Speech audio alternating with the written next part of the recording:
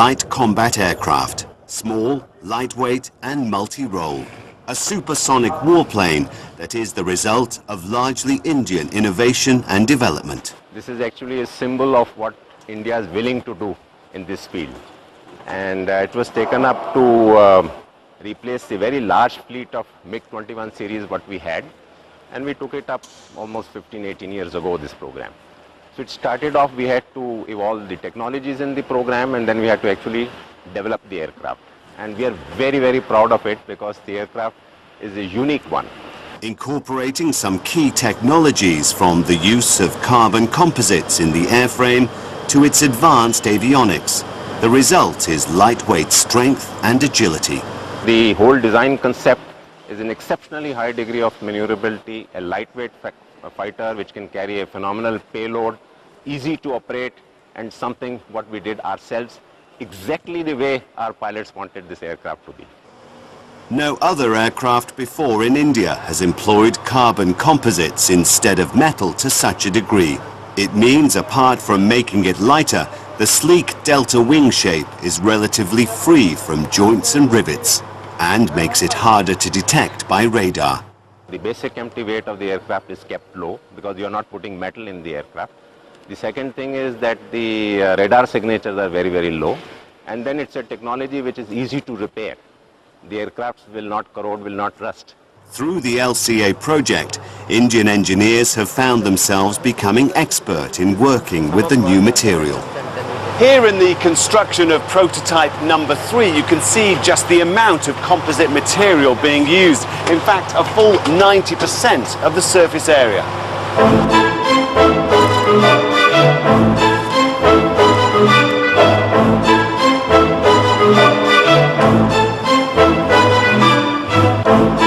Like master chefs, fashioning each section ready for the oven. And the proof of the pudding, testing every section of the skin before going off for assembly.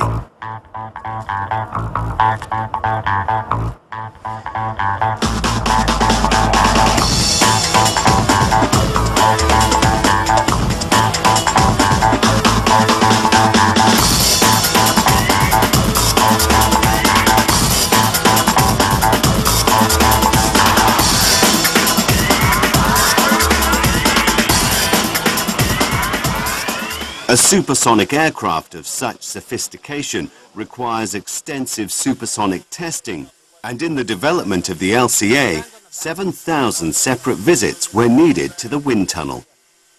The wind tunnel is an essential aid in the design and development stage, optimizing the aerodynamics for such a high-performance machine. Yeah, what we're trying to do in a wind tunnel is to recreate what happens up there in the air on the ground. There you've got an aircraft moving and the air is around it is still. Here we do the opposite. We have a model which is still, sort of still, and we push air through. So we're looking at what kind of pressure loads it has to withstand. There are lots of questions the designer wants to know, and we're trying to find answers for these questions. Pretty much any indigenous machine that has taken to the skies over India has graduated from this facility, from planes to space rockets. Once your flow starts misbehaving, once there's separation, once there's turbulence, then I'm sorry, the best mathematical equations are still not often good enough. And even if the equations are good enough, I'm not sure the computers are good enough yet. And even if the computers are good enough, I'm not sure they are fast enough as yet. So the wind tunnel is going to stay. All the R&D, all the innovation, all the effort. The result, an awesome machine, almost ready for active service.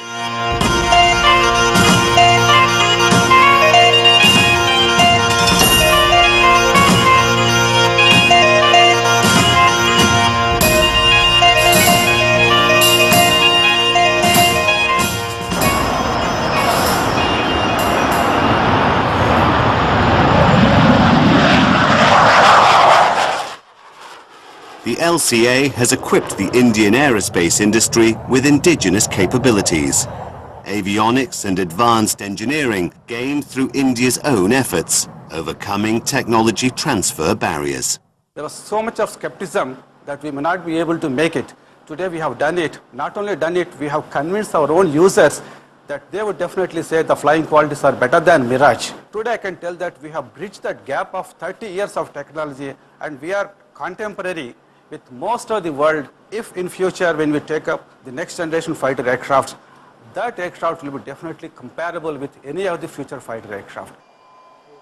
Digital fly-by-wire technology to help the pilot operate the machine smoothly and get the most from its performance is essential. All right, so we're in the simulator of one of the world's most sophisticated fighter aircraft. How difficult can it be? The answer is very. A new generation of pilots for a new generation of warplanes.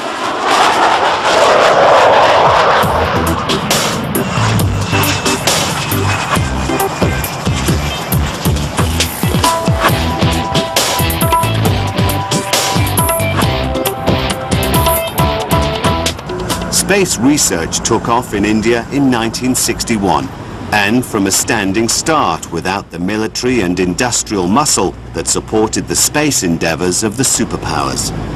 Following the launch of the Aryabhata satellite in 1975, India has launched many remote sensing and communication satellites. It is a story that begins here in Tumba, on this remote part of Kerala's coast, and at the local church. When the space program began here, this landmark was one of the few permanent buildings in this fishing community. Now a museum, its many exhibits tell the story of India's endeavors in space. From the launch of relatively simple sounding rockets up to the edge of space, to the development of